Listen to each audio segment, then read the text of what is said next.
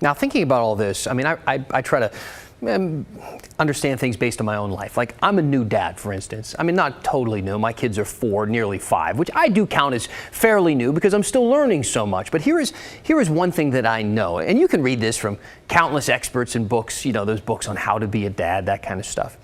Kids, well, they don't seem to care about threats and warnings so much, but they do care about consequences. You know, if your kids are fighting over a toy and you threaten to take it away, you better be prepared to actually take it away, because if you don't, they will call you on it. And once they know you have no follow through, good luck. I mean, even if you up the ante on your rhetoric, you know, have some scarier punishments lined up, I'll send you to your room, no dessert, no more toys at all, how about that? But it doesn't matter.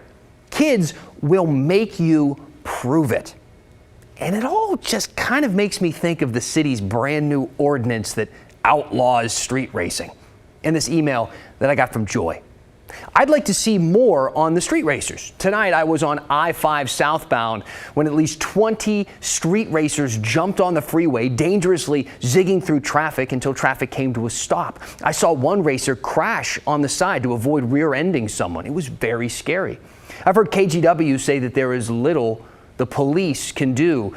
I'd like to better understand why street racing is rampant in Portland and why police can't do much to stop it. So you've probably seen by now, it's been all over social media and every other news station in town. There was a ton of street racing this weekend, or at least, you know, people doing donuts and shutting down streets, this kind of super cool stuff here.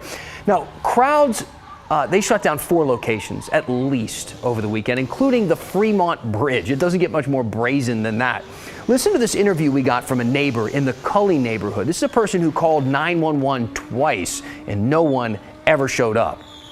There was no stopping. If anything, it seemed to intensify. And called again, and I said, you know, where are the police? This is out of hand. Now, we asked police if he was right, if there was no stopping it, as he put it. And they basically told us, yes, he more or less was right. That they don't have the resources to respond to something like that. That we as a community right now don't have the follow through. And we're being called on it.